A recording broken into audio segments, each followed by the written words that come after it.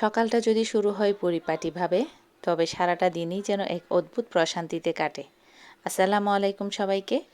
আমার শখের মেকআপের জিনিসগুলো যখন ধুলোর আস্তরণে ঢাকা পড়ে, তখন মনটাও কেমন যেন অগোছালো লাগে, তাই না? আজ ভাবলাম অলসতা কাটিয়ে শখের কোণটা একটু ঝকঝকে করে নিই। আর পরিষ্কার পরিচ্ছন্নতার এই তৃপ্তির পর থাকছে মাটির সুবাস মাখা একদম তাজা পুঁই শাক রান্নার রেসিপি। আজকের পুরো ব্লগটি জুড়ে থাকছে ঘরোয়া শান্তির কিছু মুহূর্ত। আশা করি আপনাদের ভালো লাগবে। জিনিসপত্র শুধু কিনলেই হয় না, সেগুলোকে যত্ন করে আগলে রাখাটাও একটা শিল্প। ধুলোবালি পরিষ্কার করার পর যখন আয়নায় নিজের হাসি মুখটা দেখি, তখন সব ক্লান্তি দূর হয়ে যায়। অগোছালো ঘর মানেই অগোছালো চিন্তা, তাই মন ভালো রাখতে মাঝে মধ্যে ঘরের কোণগুলো নতুন করে সাজানো উচিত। প্রতিদিনের এই ধুলোবালি পরিষ্কার করা হয়তো একঘেয়ে মনে হতে পারে, কিন্তু দিন শেষে ঝকঝকে ঘরের কোণে বসে এক কাপ চা খাওয়ার তৃপ্তিটাই আলাদা। আমাদের চারপাশে অগোছালো জিনিসগুলো আসলে আমাদের মনের উপর এক ধরনের ভার তৈরি করে। তাই আমি যখন ঘর গুছিয়ে নিই, তখন মনে হয় মন থেকেও অনেক জমে থাকা ভার নেমে গেল। ঘরকে ভালোবাসলে ঘরও আমাদের শান্তি ফিরিয়ে দেয়। সামান্য কিছু অদল বদল আর একটু পরিচ্ছন্নতা একটি সাধারণ ঘরকেও স্বর্গে পরিণত করতে পারে। পরিষ্কার ঘর মানে শুধু দেখার সৌন্দর্য নয়, এটি একটি সুস্থ ও সুন্দর জীবনযাত্রার শুরু। ধুলোবালির সাথে সাথে যেন মনের ক্লান্তিগুলোও মুছে যাচ্ছে।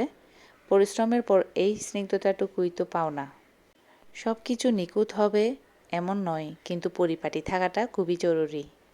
বাইরের পৃথিবীটা আমাদের নিয়ন্ত্রণে নেই, কিন্তু নিজের ছোট এই ঘরটাকে তো মনের মতন করে গুছিয়ে রাখা যায়। ধুলোবালি সরিয়ে যখন চারপাশ ঝকঝকে হয়ে ওঠে, তখন মনে হয় জীবনটাও বোধহয় এভাবেই নতুন করে সাজানো সম্ভব। প্রতিটি অগোছালো কোণ গুছিয়ে নেওয়ার সময় আমি আসলে নিজেকেই নতুন করে খুঁজে পাই। ঘর গোছানো মানে শুধু আসবাবপত্র গোছানো নয়, নিজের ভাবনাগুলোকেও সাজিয়ে নেওয়া।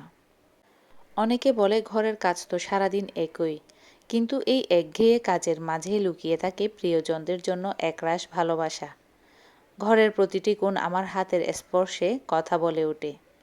দিন শেষে যখন সবাই বলে ঘরটা আজ খুব সুন্দর লাগছে, তখন সারাদিনের সব ক্লান্তি এক নিমিষে আনন্দে রূপ নেয়। এই ছোট ছোট স্বীকৃতিটুকুই তো আমাদের বড় পাওয়া। একেবারে তরতাজা পুঁইশাক নিয়ে আসছি আজকে বাচ্চাকে স্কুল থেকে আনার সময়।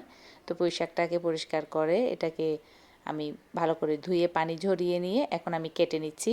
সবসময় আমি কাটার আগেই শাকগুলোকে ভালো করে ধুয়ে নিই। তো এখন আমি এটাকে কেটে নিচ্ছিলাম।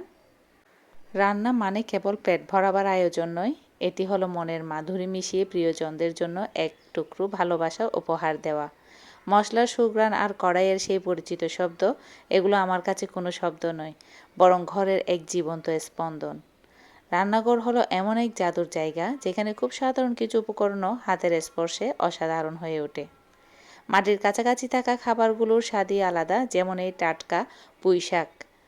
সবুজ রঙের এই পুঁইশাক খুব সাধারণ মশলায় রান্না হলেও এর তৃপ্তি যেন 5 স্টার হোটেলকেও হার মানাবে। খাবারের আসল স্বাদ জিভে নয়, বরং লুকিয়ে থাকে তা কতটা যত্ন আর মমতায় রাঁধা হয়েছে তার উপর। গরম ভাতের সাথে ধোয়া ওঠা এই রান্নার সুবাস যেন নিমিষেই ছোটবেলার সেই মায়ের হাতের রান্নার কথা মনে করিয়ে দেয়। সারাদিন ঘর পরিষ্কারের পর যখন রান্নাঘর থেকে সুঘ্রাণ ভেসে আসে, তখন ক্লান্তিগুলো যেন খিদে আর তৃপ্তিতে রূপ নেয়। রান্না করাটা আমার কাছে এক ধরনের মেডিটেশন। সব কিছু কেটে কুটে যখন সুন্দর করে সাজিয়ে চুলায় দিই, তখন মনের সব অস্থিরতা শান্ত হয়ে আসে। অল্প মশলা কিন্তু প্রচুর ভালোবাসা, এটাই আমার রান্নার সিক্রেট। সবুজেই লুকিয়ে আছে আসল পুষ্টি আর প্রশান্তি।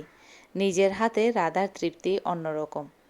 বাচ্চাদের জন্য সকালবেলা যদি ঝটপট কিছু করতে ইচ্ছা না করে বা সময় না থাকে, তখন রাতের বেঁচে যাওয়া ভাত দিয়ে এভাবে আমি ফ্রাইড রাইস তৈরি করে নিই।